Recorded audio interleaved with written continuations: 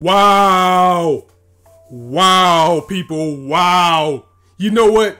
Lostorage Incited WIXOSS, just like I was saying about Bungo Stray Dogs, this series really does need more attention from people. This episode just blew my mind. Let's just get right to this one.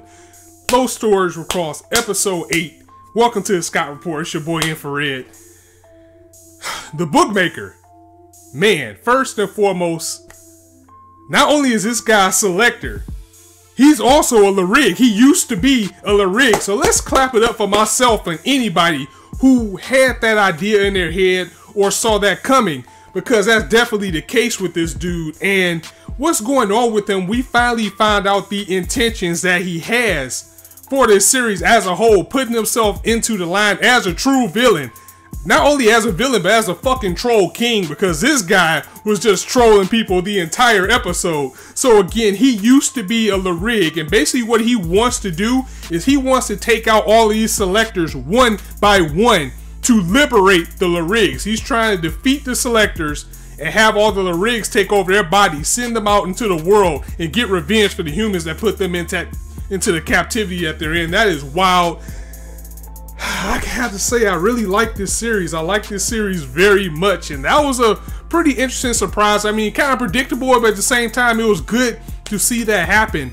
And every time this guy was on the screen, he just stole the show. And it's only fitting that he has a Joker for his current Lyrig, and his ability with this Joker, or the Joker ability, was to change the card into anything he wants, it seems. I mean, the guy's just a fucking troll. I mean, we needed a better troll in this series and in this season as a whole, and we definitely got it now with the Bookmaker, as we find out he was the person that defeated, I forgot the dude's name already, but the guy who lost his sister, he was the one that defeated her. And, you know, basically wiped her out, turned her to a Lyrig, and he knows how weak this guy will be for his sister because he listens to these messages all day. I mean, we found out in the beginning of the episode that he actually uses people's pleas and cries that he's recording for his alarm clock. He uses those to wake up. How weird and crazy is that? But he also has like an accomplice, and we didn't see who the accomplice was. But it was interesting that we did see Pluruk again this episode, so that opens up a lot of possibilities as far as who this person, this woman that they didn't show for a reason that he was talking to. But he used this guy's weakness the entire episode, knowing how he feels about his sister, knowing how he would get out of control. He was just saying things all the time like, this is the same mistake your sister made. Your sister was weak just like you. And he was just saying things like this to get him off his edge, get him to bet his coin, do everything he can to lose. And then when he finally defeated this guy, this is basically where his body was taken over by his Lyrig, who already kind of was disgusted by him anyway. Like, I don't even want to be in this dude's body. But that's when his plans were revealed. The Bookmaker was like, you know what? I'm going to free you all and pay these humans back. Wow, this series just goes up and up every episode. That's just the tip of the iceberg of what we had this episode. There's also a lot of development going on as well, as I get to that with Hana.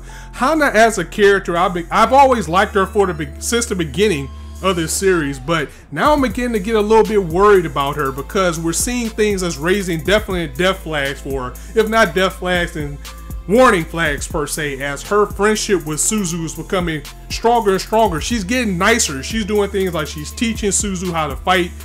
She's complimenting Suzu. She's like, Suzu's actually beating her, and she's saying, yeah, you won. Good job. Your unorthodox style is the reason why you're winning. You get your opponents off guard. She's laughing. She's smiling.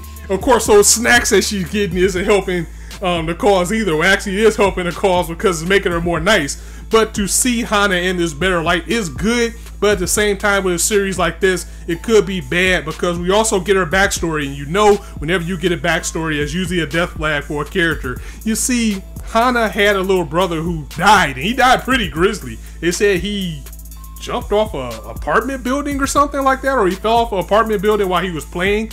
And Hana's always resented not being there for him, or not being there when it happened. And she can't remember, I don't remember either she can't remember him or she can't remember the incident. So that's why she chose to go ahead and play this game. And she's looking for selector battles because another flag for her was her saying that I got 4 coins. All I need is 1 more win and I'm out of here. She actually runs into Pluruk, who's now going by Kayo or Kayoi. That used to be like the regular name she had. And she actually has a new version of Pluruk, and they didn't off-panel the battle with her this time. They actually did show it.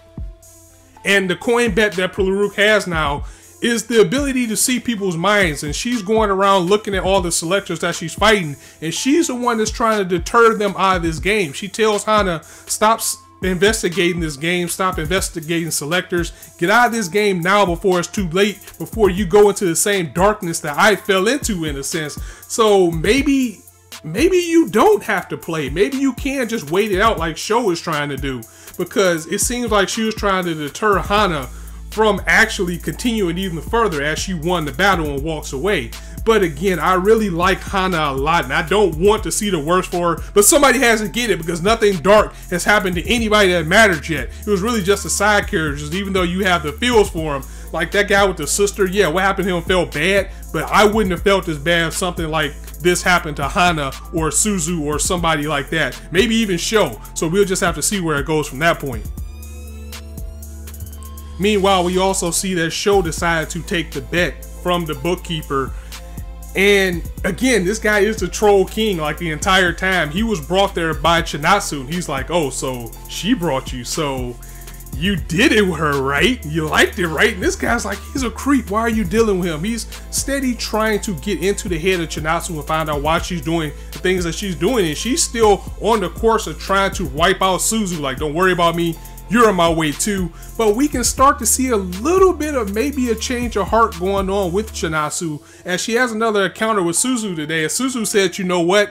I'm determined now. I'm going to win, and I'm going to save both of our memories by winning. I don't want to be erased by you, and you're not going to be erased by me. Next time we fight, I am going to beat you, which kind of brought some feels up with Chinatsu as well. And you can see a change of heart, but she's still trying to keep that same face. Even with Sho, you know, she kind of embraced him a little bit and said, this is the real me. But he kind of looked at things and said, you know what? I don't think this is what she's trying to do. I think something's up with that. So we get a little bit more character development as these two characters come to a head, both fighting to keep those dreams alive. And this was a fantastic episode. I really did like it. Again, this series deserves more exposures than it's getting. So I'm glad that people are at least watching it. I'm glad that people are watching these reviews. Definitely let me know what you thought of this episode in the comments below. And if you like this video, go ahead and drop it a like. And if you want to hear more, go ahead and hit that subscribe button, as there's not a shortage of content for you guys to indulge on this channel. And as I always say, you guys could be anywhere on YouTube right now, but you chose to listen to me. I really appreciate that, so thanks for stopping by. On that note, it's your boy Infrar-Ed signing out. See you soon.